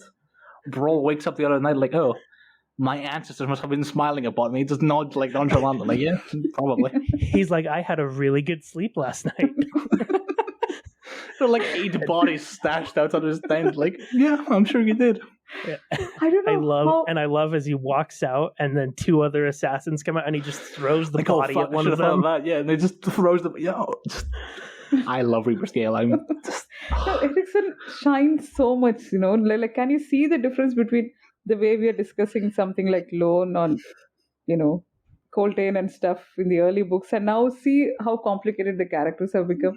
Even the way these minor characters are written are just worlds apart, right? I don't know. Reaper Scale is amazing. I should read that more. It is. Yeah. So are we going to Toll the Hounds? Now we're gonna go into the book that everybody loves. We skip Krupp. None of us are going to say Krupp because we have to keep it hard.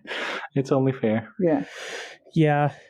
Oh, yeah. I loved Krupp and Gardens and Memories the first time I read series. Don't and then blaspheme. Are you going to blaspheme now? Are you going to say you did not like... the first time I read Toll the Hounds, I did not like Krupp's narrative, him controlling the narrative. I loved it the second and third times going through. Okay. Yeah. So we can continue to talk. I thought we would have to stop talking. We can keep being friends now. Yeah.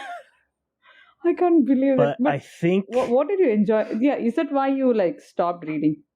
Toll the Hounds was it because of Krupp? It was not because of Krupp. I think it was more because of Namander and company. I didn't like them in the first third of the book the first time through. And I hate Clip with a passion, so that didn't help. But my second and third time through the book, I think my favorite character in Toll the Hounds is Calor. Yeah. And mainly the third time. The third time reading Toll the Hounds and reading Calor, I'm still not on team Calor did nothing wrong, but I am on team Calor deserves... They're wrong, so... Yeah, I am on team Calor deserves compassion, and he is more of a tragic figure than a villain. Yeah. Yuli, who are you going to pick in Toll the Hounds? I mean, I was definitely just going to say Death, Ruin, Grief, hear that, they're playing your song, and then just leave the call. But is it still your flair? I can do that now. Have you changed it? Yes. Yeah.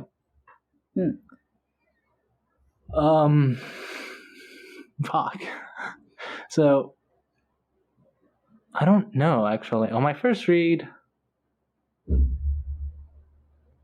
I don't know. I can't even think of anyone in particular, actually. Who else is there in Toll the Hounds? We have the Nemander gang. There's a lot of people I like in Toll the Hounds. But I can't remember who I liked most. Seer Domin's definitely up there, but I thought him much more as a minor character than as a major character. But if we count him, I mean, I wrote an essay about him, so yeah, probably. He's not exactly a minor character, if you ask me. He's pretty big. Seer Domin, Harlow, all these disparate stories, they're all equal footing. I don't think they're minor. It's like Rake and Krupp are the major, and everyone else has the same level of importance to the story. Shit, I can't think of it. You're so close to probably Hood, actually. Okay, good. Yeah. Oh yeah. Yeah, Hood is good. Hood, good choice. Definitely up there, and I had to mention some somewhere, so might as well be here because I don't remember where else to mention him. Are you guys not going to say your young Crocus? No. No. I like Crocus earlier in the series, but he is insufferable in Toll the Hounds. Really? I mean, the thing is, he gets a good arc at the end of it. He does, For yeah, He does, for but everyone's information. Yeah, Go sorry. on. he has the whole affair with Chalice. Yeah, which is so And the disgusting. entire time he's like, I really shouldn't be doing this. Yeah. But I'm so in lust that I'm just gonna. Key is lust, It's not not love. It's not I'm lust. just gonna keep going. No, I thought it was more about he thought he doesn't deserve better. He thought there is something wrong with him and that's why Apsara left him. He should have stayed with Skilara, but he thinks he doesn't. I mean, it's a mix of emotions, but I don't think it was just pure lust. Yeah. He just wanted to punish himself by being as sordid as he thinks he is, as he deserves to be. It's Okay, complicated. I'm just going to bring up Yeah. one small point about Crocus. Yeah. The only reason he returned post-haste to Durgistan is because he thought it was in danger and thought it was only him who protected. Like, I don't hate Crocus, but the self-important dipshit that he is in all the hounds gets really on my nerves sometimes. God. Like, I'm the one who. Coupled with the amount of self-loathing that goes on beneath the hood, like in later chapters until Morelia dies. Like, the end of his arc, the I was once a thief thing, is really good. Yeah. But until we get there, I can see why people don't like him. I personally like quite a bit. It's difficult to talk about No, it Crocus because is amazing. I don't hate him. Yeah. Oh, he came back to Darujistan because he was explicitly warned. But why are we not telling the second Segula as one of the favorite minor characters? Because that He's guy steals every fine. little scene he shows up in. No, he's amazing. Yeah, no. With his whole Skinner, I'm looking for you and all that. Yeah. Yeah, he's still, yeah. That's the main thing that keeps me from saying that, because his whole thing with Skinner But, doesn't wrap up. No. I liked him because we see all the other Segula being like such stuck up Extremely, guys who hardly Yeah. talk and all that. And then this guy comes with the mask hanging on his hip and just, he's such a loud mouth. And then he tells, so that's what I was going to say. I was saying that Crocus comes back to Darujistan because he was explicitly warned by the second Segula to go back to his city because the tyrant is rising. I don't think Crocus thinks, I think he even doubts himself, like, why am I going back? What am I going to do? He does have some sort of self-doubt when he goes back. He doesn't go like thinking he's the hero who's going to save everything. So, poor Okay, Crocus. on that note, Nobody likes since we're Crocus. Are you going to bring up Chalice? I am not going to bring up Chalice. Good. Yeah. The biggest, villain that nobody actually considers to be villainous in the entire series is Vorkin. By fucking far. Because But she gets with Ralik. How can you hate her? I'm going to elaborate. So, what happens is she's part of the Cabal, right? And then she gets paid by the Empire to kill the Cabal in return for fisthood or some administrative role in Darujistan under the Empire. So that fails. She gets put on Azath House. She gets out of the Azath House, and then she goes to Baruch and goes I'm not gonna apologize. And then Baruch's but the tyrant's coming. Well, yeah, I know. That's why I killed everybody, so I can get a cozy place when the tyrant eventually comes. And it's bro. And then she hires Torvald and Scorch and Lef with the idea that Seba is going to come after her, and then her guards are going to die, right? And then she's going to kill the entire guild. So there will be no guild to rival her when the tyrant rises. This goes awry for a variety of reasons, but we're not going to get into here with the spoilers. But by the end of Toll the Hounds, Baruch, Daruden, and Vorkin are in a very stable... Well, not very stable. They're in a very stable hate relationship, but Baruch is I'm fucked because of what you did, and you're not ever going to apologize for it. So, fuck me, I guess. And nobody seems to mention this. That's both the most idiotic decision she could have made and the most overtly self-serving and selfish thing she could have done. Because she gets Ralik and oh yeah, well Ralik likes her, so she must be nice. No, she's horrible. Not that bad. She's Oh no, condemning an entire city to slavery under. It's hard to take a villain seriously when they get taken up by a brick in book 1. yeah. That is a thank good you. point. Yeah, true. That's a good point. Yeah. I But mean, yeah, by that's my rant on why I don't like Worgen, which is the second comment in the subreddit that I've made today. Did you? Oh, today I didn't see anything because today. the earlier one with Jana. Yeah. Mhm. Oh, right. No. So, did you pick one in Told the Hounds? Yeah, I picked Hood. Hood. Okay. So, since we're going to call everyone as equal, other than Krupp and Rake, I think I'll go with Skilara. I just have such a soft spot for her. I don't know, she makes me cry a lot, but she's amazing. And we had quite an argument, isn't it? I think Zill and I sort of, at least not me explicitly, but Zill had some things to tell Lee when he brought up Skilara. No? Skilara's character, something. Yeah, so I was summarizing Bone Hunters chapters 23 and 24, and I had written something like 70,000 words. Characters, oh my not words. Yeah. 70,000 characters, which is 2 posts, because Reddit has a 40,000 character limit.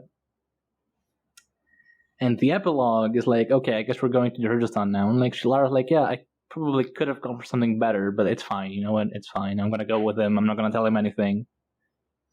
And then I was yeah, that's being a good person. That's being a good partner. And me, after writing 2 entire books worth of a post, I said something be like Skilara, and then somebody, Zill, took offense, rightly to be honest, because I'm a dick for saying that. Because Skilara essentially just doesn't go for anything better, because she's also kind of punishing herself for what she does. And rather than go for anything that she wants, she's just going along with what everyone else wants. It sucks. Don't be like that. Yeah, it was fun to read that interaction. Yeah. I mean, okay, to me, Told the Hounds is great love stories. There are so many good love stories, but that one is my favorite. Skilara, Barathol. Just next That's to... a really good one. Torvald and Tissera. Torvald and Tissera, yeah. Yeah. Which are just... I think that's Lee's favorite, yeah.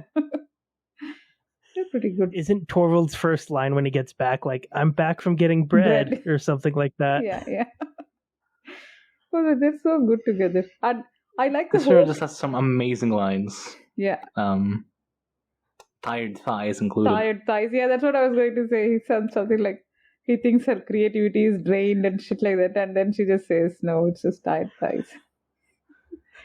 It's so good. And Torvald thinks that Ralik is mad at him because... I was just going to bring that up. Their interaction at the end. Yeah. What, don't you hate me? I stole your girlfriend. Dude, we were 9. Yeah, it's so good. But yeah, I mean, when you see those and then you see Chalice and Crocus, and it just feels so... Okay. It makes it so... Last thing I'm going to bring up about this, or I'm sorry for interrupting you, on. but last thing I'm going to bring about this is Ralik and Torvald are going back home, and Thor's there's no way, we're going to have to go get food along the way, because there's no way this is going to offer us breakfast. And then he knocks on the door, she opens, she hugs Ralik immediately, and then just goes breakfast? And then Thor just looks on, what the fuck? Am I living a fever dream or what? Are you not going to mention that single thought in her head, which is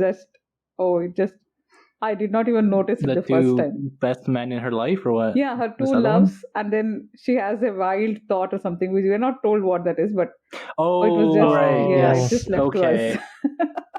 Yeah. Krupp is a horny guy. Yeah, so he writes so much.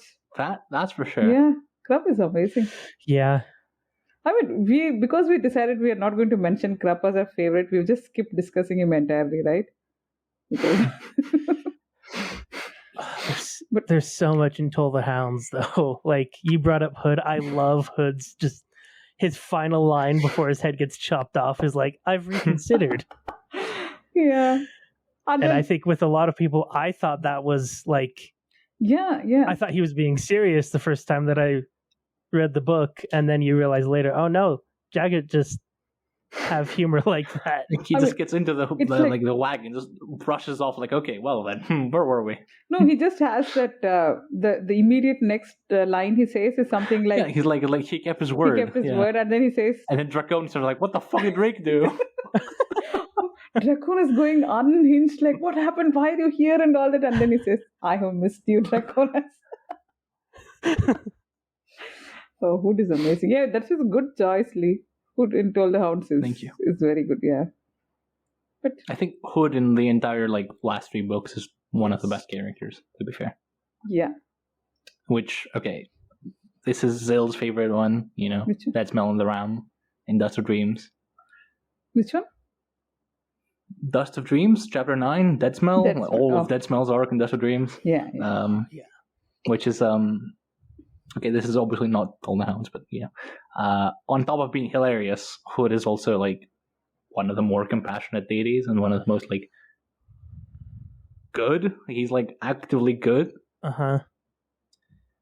When, because necromancers, like Bogkiller and stuff, are often viewed with a side eye, they're manipulating Hood, or they're working with him. No, the most pure form of worship of Hood is fighting against them constantly, but accepting that he has to win eventually.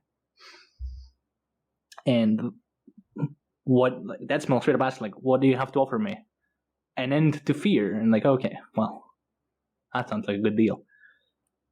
Because one thing that kind of irked me about the Bridgeburners ascending to the throne of they being the Guardians of the Gate is they don't like Hood, which is they keep talking down on Hood, unlike him, we remember what it is to be alive, which may be true. Which is fair, yeah. Yeah, it's fair, but it's fair.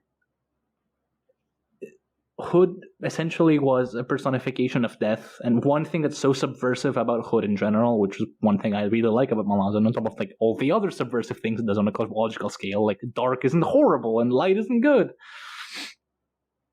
is that Hood is death, and he's on some level he is from this world death, which is a funny guy, but he cares. That's what Hood is. He is death that cares. There is something on the other side waiting that cares for you. It's not blackness. Your soul doesn't get devoured by demons, or random example, something of the sort.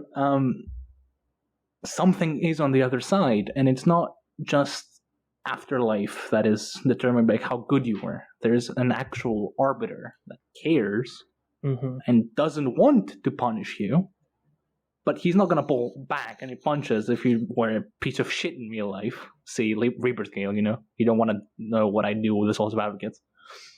And that's really, well, on top of being really fucking interesting, it's also just really respectful and wholesome. It's he waged war on death, won, and then he's the final arbiter. He waits for you and cares. Which is just, yeah, dude. Yeah. But, So I'm not going to write a whole essay on Hood in this podcast because we're already going on for too long, but needless to say, I like Hood. Yeah.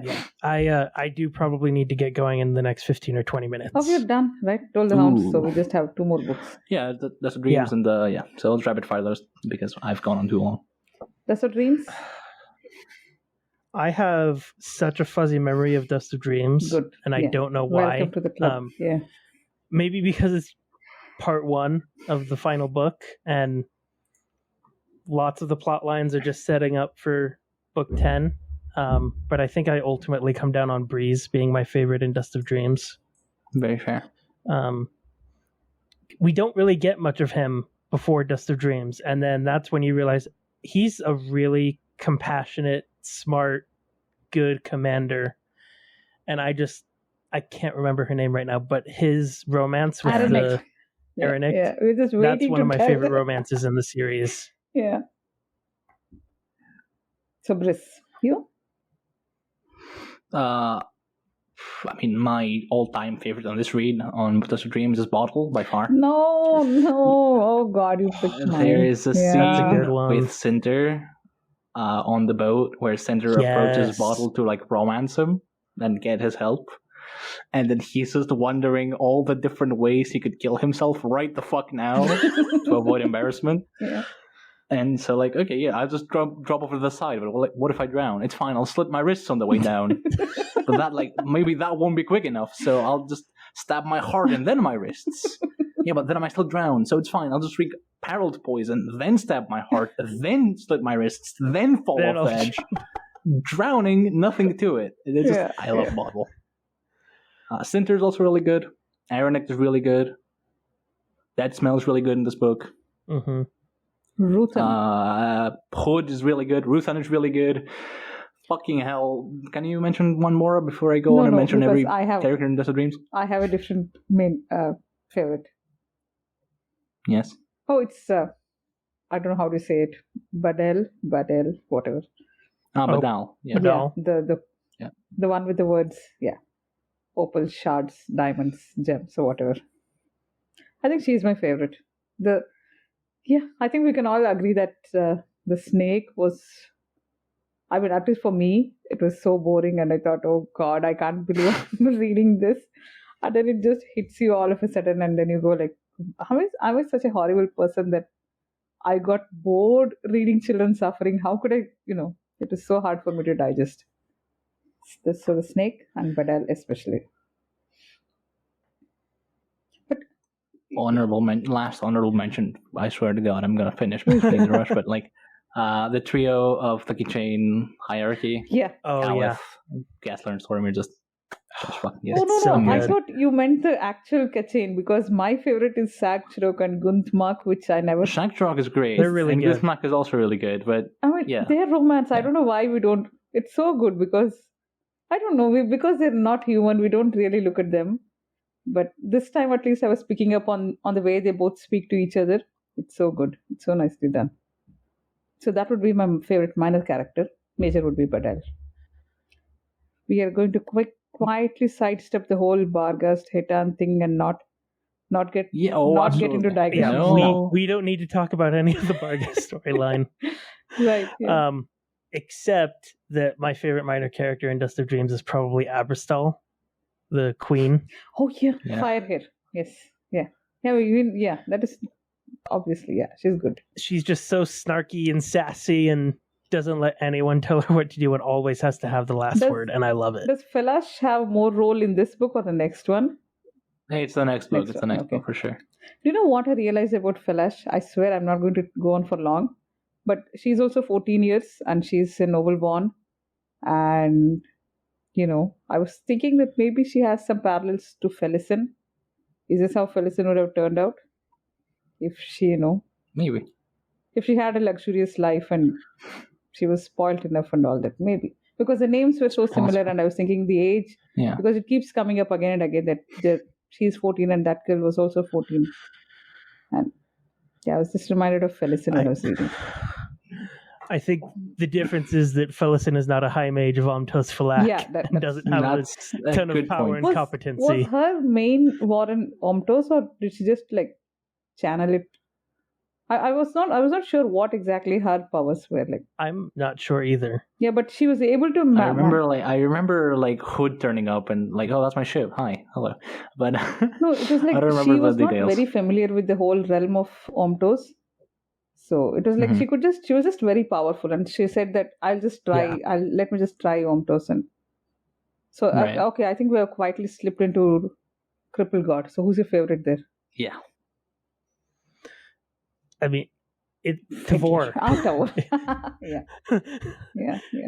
It's Tavor for reasons that we all know, but Yeah. Finally getting to be inside her head. The reveal of the gold Talon, implying that she's probably the leader of the Talon and has been communicating and planning with Shadowthrone the whole time. What? Yeah. What? On that note, something I noticed on this read, Quickben and Bottle are spying on Tavor in Nest of Dreams, and he just notices her like just pacing across the room, just doing nothing. And it's like, and then Quick asks him, like, is it possible that someone's mockering you? And like, no, it would have to be like a really good mocker on the rat, so I don't notice. And then there's just like, the way it's phrased is very reminiscent of how Kellenved spoke of like the Eater when he mocked the throne. Oh, yeah. It's like, not just anyone's mocker, mine, and God's mocker. Mine. Oh, Idiots. That's so good. Yeah, nice. That's a nice catch, yeah.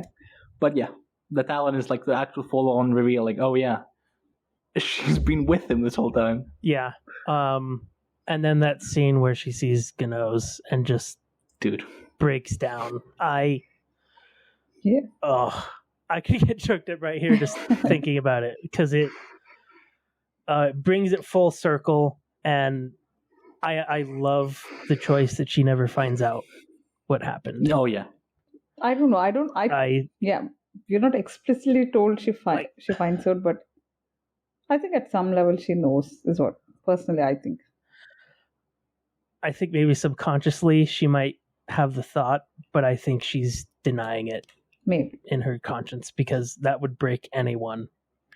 And what really stuck out to me this last time that I finished this series is that final scene where they're at, it's kind of like the convergence of all the main characters, and Bree says that they're going to make a statue of her, and she goes, "Will I be beautiful?" Yeah, and he says, "Of course you will." She's so dry. She's so good. Yeah. Oh God, Tower is amazing. I don't know how we can beat Tower's choice. Yeah, are you going to go with Fiddler? Yeah, I'm not going to try. No, I've already gone with Fiddler on the Hut Gate, so I can't do it again. Okay. I burned Fiddler. No, wait, I went Absalom on the Hut Gate, so I can technically go Fiddler, but I did go Fiddler in the Bone Hunters as well, and House of Chains. You can tell. Fiddler, but also, shit, I need to think. Man, I didn't mention Gedan, did I? No, I didn't. Oh. So it's Gedan. Gedan, okay.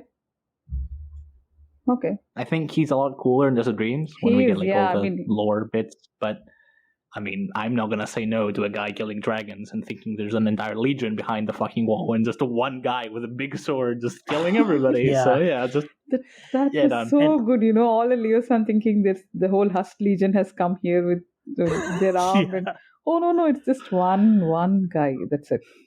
Oh, that is so good. Okay, and my favorite in Cripple God is Cameron's sword. I mean, come on, yeah. It's his story, so obviously he's my favorite. And the way the whole story just brings his voice from the beginning, and you start seeing, bits and pieces of him just talking about it, and then it just adds up, right? At least in the second read, it was so crystal clear that when he starts taking over the narrative and when he just starts talking to you, till then it's like sort of just a story being told, and then all of a sudden it's like him just lying there and just telling you everything. And I don't know. I thought it was so good. The narrative device of hiding Kamensod's words in a dialogue between him and Throne, where you only see his words, really good. Oh yeah. Okay, I don't think I put that. Okay. It's no. You have italics where it's just Kamensod speaking, and he's supposedly speaking to Throne, but it's really just speaking to you. Oh, is it supposed to be Throne? Okay, fine. Yeah. Okay. He mentions his name later, but yeah. Oh, but can I say my favorite minor character in Cripple God? I don't apologize for this. It's Karsa with the Monuk scene. Okay. That's my favorite. Yeah. That could make me cry again. I guess I didn't expect it. Yeah, that's fair. I mean, he's a very minor character here. Right? Can I mention Calor in that case? In Cripple God? Yeah. When he goes Saranas to announce that, Kryn Nafant, your grandmother Sarah Piskin is dead. Yeah. It's just one of the best scenes I've read. Oh, yeah. It's just amazing. I don't know how Calor is just so consistently so well done, Calor is amazing. Yeah. So, shall we wind up? I suppose we should, yeah. Unless Nathan has a last minor character in the Cripple God that he wants to mention. I mean, I could say nefarious bread. Yeah. yeah. Oh yeah, that's a good Getting choice. that all wrapped up. That's the best ending. Yeah. I loved that reveal so much. That they all believed in him so much that he actually he just came into being. Yeah. That's a good choice. Yeah, for a people god. Yeah. Right. So, So on that note, Yeah. since we're on a high note, thank you so very much for joining us, Nathan. Oh, thank you guys so much for having me. Thanks. This was so much fun. Yeah, it was so much Yeah. fun. Yeah, it's been a long time since we sat and just spoke stuff. Talked. Yeah. No stakes, no preparation, or nothing. Yeah. Yeah. So thank you all for joining me, and Mora and Nathan. It's been a huge blast. So until next time. What's next time? Hopefully, Goodbye. Forge of High The Mage. next time is Forge of High Mage and Evolve Light. Maybe. Probably. Until then. Okay. Farewell. Good night. See ya. Yeah. Bye.